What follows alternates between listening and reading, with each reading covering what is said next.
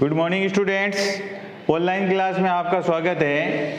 आज अपन मैथमेटिक्स का वीडियो 6 और चैप्टर 12 का लास्ट क्वेश्चन कर रहे हैं। इसके बाद चैप्टर 1 शुरू करेंगे।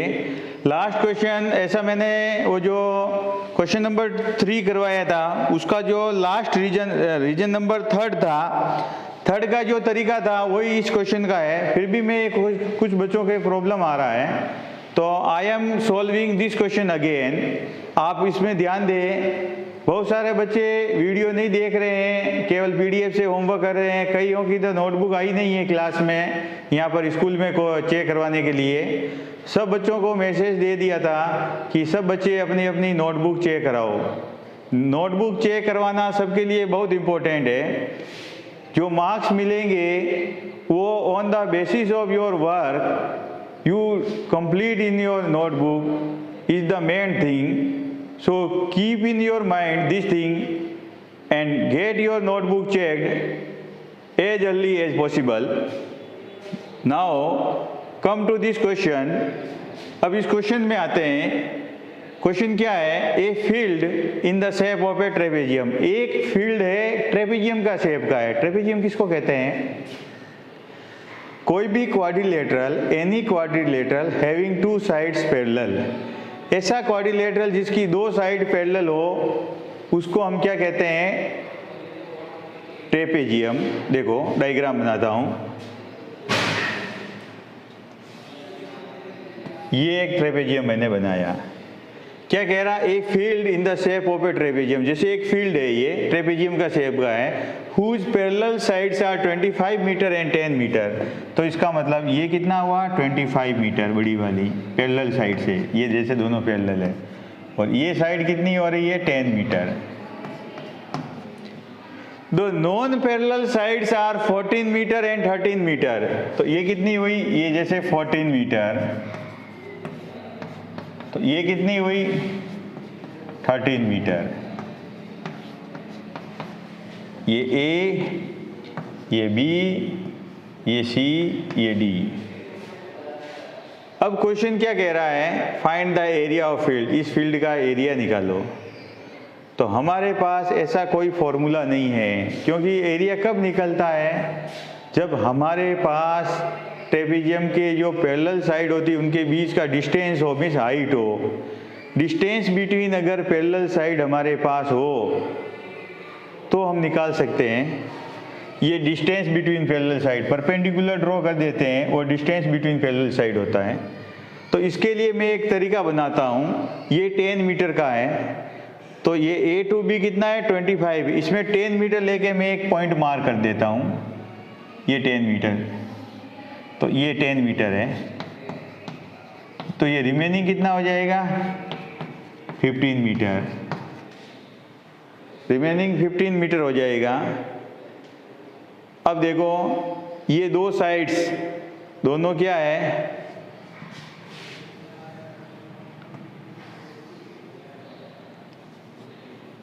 डायग्राम अच्छा दिखेगा। अब देखो ये दोनों साइड्स इक्वल भी है। देखो ये 10, ये 10, ये दोनों पैरेलल भी है। अगर किसी क्वाड्रिलेटरल की दो side, two opposite side of a quadrilateral, अगर किसी क्वाड्रिलेटरल की आमने सामने वाली दो साइड इक्वल और पैरेलल हो, it means that is a parallelogram. तो इसका मतलब ये पैरेललोग्राम हुआ। पैरेललोग्राम में आमने सामने की साइड बराबर होता है, तो ये 14 है तो ये भी 14 मीटर हो जाएगा। मैं पहले यहाँ लिख रहा हूँ, सिंस by construction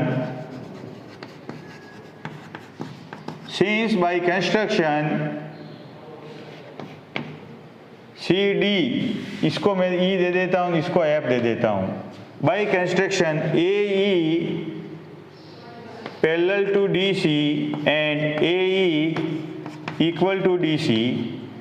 तो by थ्योरम क्या होता है? AECD is a parallelogram।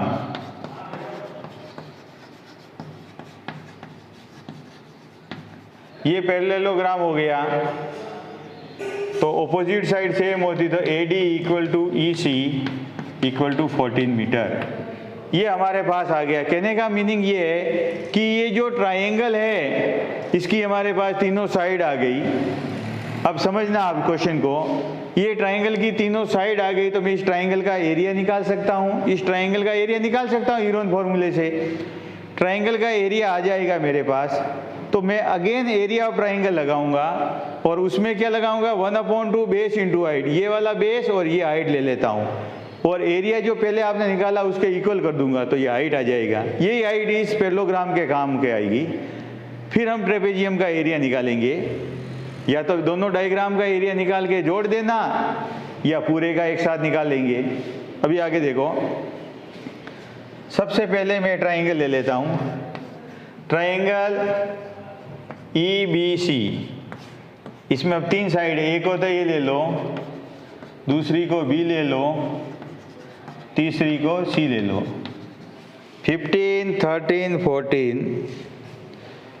अब क्या करेंगे, सबसे पहले S निकाल दो, A + B + C/2। 15 + 13 + 14/2 कितना हो गया, ये 30, ये 8 38 और 4 42/2 14 मीटर। एस हमारे पास आ गया। अब मैं थोड़ा रब करूंगा, by applying Heron's formula, by applying Heron's formula, मैं एरोन फॉर्मूला लगाता हूं area of triangle. Area of triangle क्या होगा, root S minus A, S minus B और S माइनस C। S कितना है 14, सॉरी मैंने मिस्टेक किया, ये हो जाएगा 21 माइनस 15, 21 माइनस 13, 21 माइनस 14। अब 21, ये 6, ये 8, ये 7, ये 3 7 जा 21, ये 2 3 जा 6, ये 2 इंटू 2 इंटू 2 इंटू 7, 2 7 बाहर है, 2 7 है तो 1 7 बाहर, 2 3 है तो 1 3 बाहर, 4 2 है तो 2 2 बाहर, 12 7 जा 84 metre square. Area of triangle आ गया 84 मीटर स्क्वायर। अब आगे देखोगे 84 मीटर स्क्वायर आया है। अगेन एरिया ऑफ ट्रायंगल,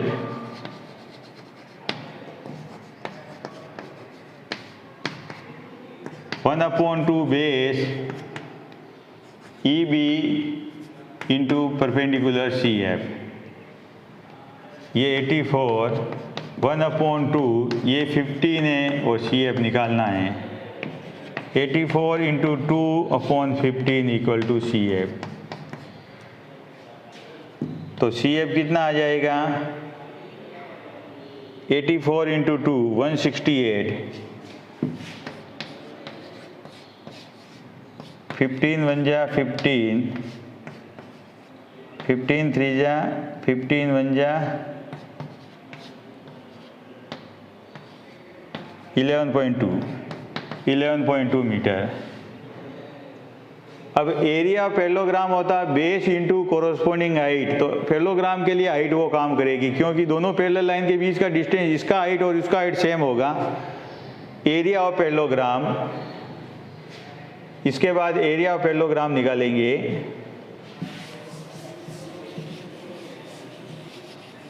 पहले का 84 है, area of parallelogram base into corresponding height, base into corresponding height. अब बेस कितना है, बेस आप ले लो 10 मीटर, कोरोस्पोंडिंग हाइट 11.2, तो 112 मीटर स्क्वायर। तो total area of trapezium, total area of trapezium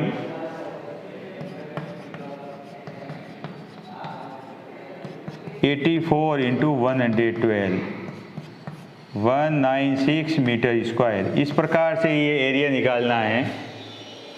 अब तो वो वाला फॉर्मूला भी लगा सकते हैं, 1/2 sum of parallel side into distance between parallel side. ये जो 11.2 आया ये डिस्टेंस बिटवीन पैरेलल साइड आया है। इसके साथ हमारा ये चैप्टर क्लोज हो जाता है। आज मैं चैप्टर 1 शुरू करने जा रहा हूँ। चैप्टर 1 का थोड़ा थ्योरी टॉपिक पढ़ लेते हैं आज। चैप्टर 1 है नंबर सिस्टम। चैप्टर 1 आपका जो है नंबर सिस्टम। अब बच्चे सभी रेगुलर पढ़ोगे, जो नहीं पढ़ेंगे वो मैथ्स में पीछे रह जाएंगे, वो प्रॉब्लम फेस करेंगे बाद में अगर ध्यान नहीं दिया तो। हमारा चैप्टर 1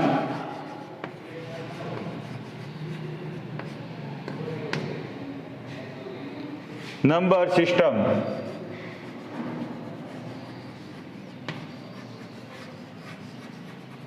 नंबर सिस्टम शुरू करते हैं, नंबर काउंटिंग शुरू करते हैं, नंबर सिस्टम के बारे में पढ़ते हैं।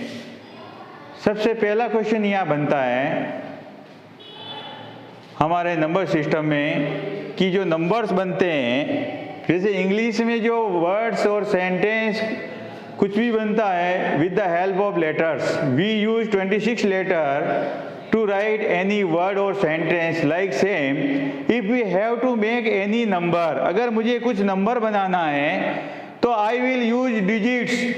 with the help of digit I can make a number of any digit, so large or so small, कैसा भी बना सकता हूँ large और small। so I need digit। first of all we should know how many digits are there। कुल number system में digits कितने होते हैं। how many digits are there in number system, कि नंबर सिस्टम में कुल नंबर डिजिट्स कितने होते हैं, पहला पॉइंट है। तो there are, ये वाली बात हमने क्लास 8th में जब शुरू किया था, चैप्टर शुरू किया था, उस समय मैंने बताया था। रेशनल नंबर आपने पढ़ा था पहला, फर्स्ट चैप्टर मैंने पढ़ाया था, उसमें भी मैंने ये चीज बताई थी। There are 10 digits in number system. Number system जो भी है उसमें टोटल 10 डिजिट्स है। कौन कौन से है वो हम देखते हैं। 0, 1, 2, 3, 4, 5, 6, 7, 8 एंड 9। 0 to 9 ये 10 डिजिट्स हैं। इन 10 डिजिट्स के हेल्प से हम कोई भी नंबर बनाते हैं। अब अलग अलग प्रकार के नंबर है, natural number, whole number, prime number, even number, odd number. तो सबसे पहले मैं नेचुरल नंबर की बात करता हूँ। Natural number according to the syllabus, natural number, natural number किसको कहते हैं। नेचुरली जो नंबर आकर होते हैं, the number which occurs naturally they are called natural number. जो 1 से शुरू होते हैं, मैं कैपिटल N से डिनोट करूंगा। Numbers which occurs naturally they are called natural number. Natural number 1 से शुरू होते हैं, 1, 2, 3 and so on, 4 so on, आगे से आगे इन्फिनिटिव तक चलते रहते हैं, कभी खत्म नहीं होते हैं। Highest largest natural number possible नहीं है। स्मॉलेस्ट नेचुरल नंबर क्या है, 1। ये हमारा नेचुरल नंबर है। जो नेचुरली अकरिंग नंबर होते हैं उनको हम नेचुरल नंबर कहते हैं। इसके बाद हमारा नया टॉपिक आ जाता है whole numbers.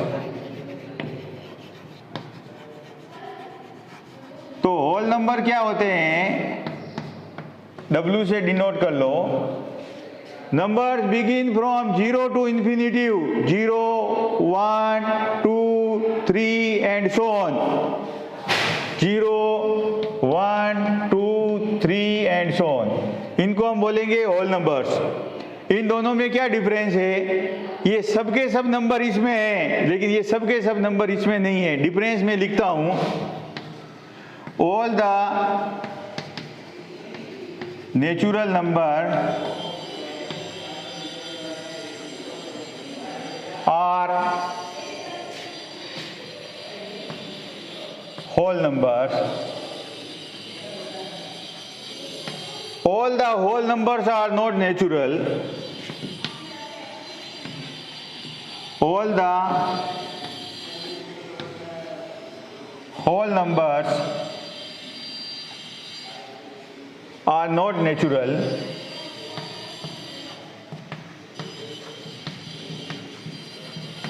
Except zero, all the natural number are also whole number. अगर मैं जीरो को हटा देता हूं होल नंबर में से, तो सभी होल नंबर भी नेचुरल नंबर कहलाएगा। Except zero,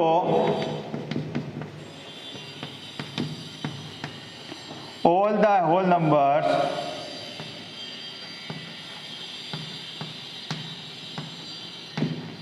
accept zero, all the whole numbers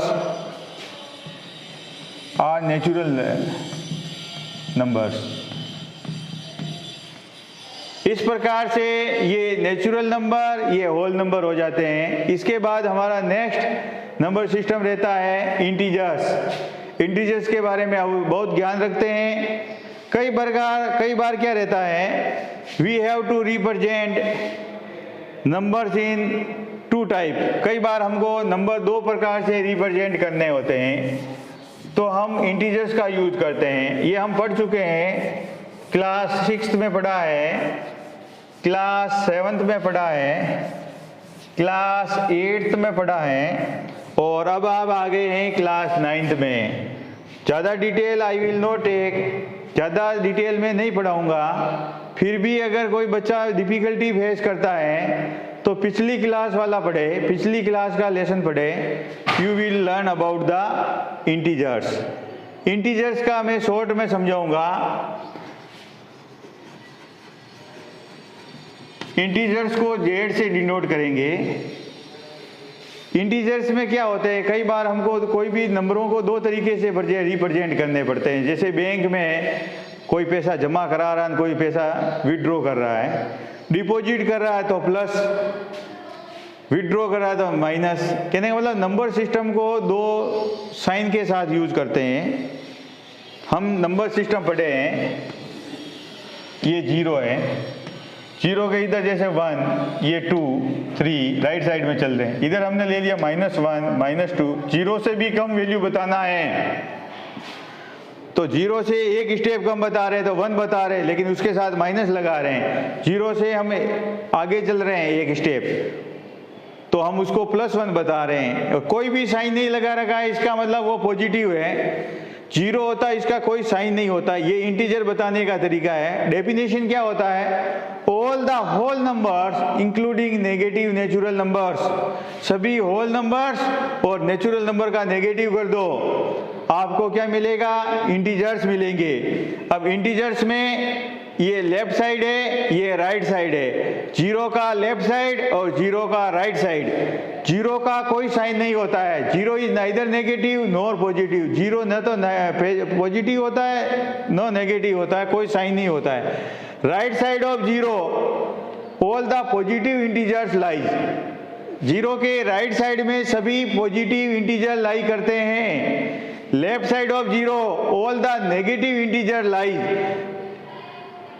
negative integer lie करते हैं, और जीरो का कोई साइन नहीं होता है। इतना सा इंटीजर में समझना है। बाकी जो कमज़ोर है इंटीजर में, आप क्लास 8, 6 का बेसिक पढ़े तो आप सीख पाओगे।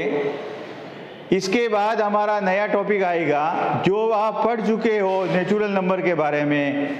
I have already told you in class 8 and you have also learned in class 6 and 7th। तो हम थोड़ा सा रेशनल नंबर शुरू कर देते हैं। रेशनल नंबर थोड़ा सा डेफिनेशन बताऊंगा, आज अपना क्लास इतना ही रहेगा। Rational numbers,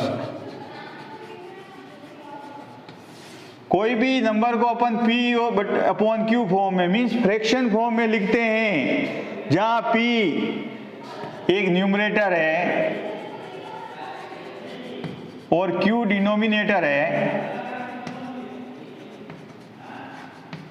P is an integer, P is an integer,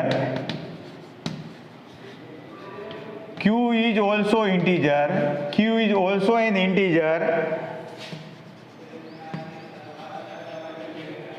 but not zero. लेकिन जीरो नहीं होता है, ये हमने रेशनल नंबर में पढ़ा है। इसके बाद रिप्रेजेंटेशन ऑफ रेशनल नंबर और नंबर लाइन पढ़ेंगे, वो हम अगली क्लास में पढ़ेंगे। आज हमने क्वेश्चन सॉल्व किया था वो, इसलिए ये नया चैप्टर स्टार्ट किया, उसका बेसिक मैंने बताया है। सभी बच्चे इसको पहले वाली बुक का अध्ययन करेंगे और थोड़ा समझ ले, रिपीट कर ले पुरानी क्लास से। आज अपना इतना ही रहेगा क्लास।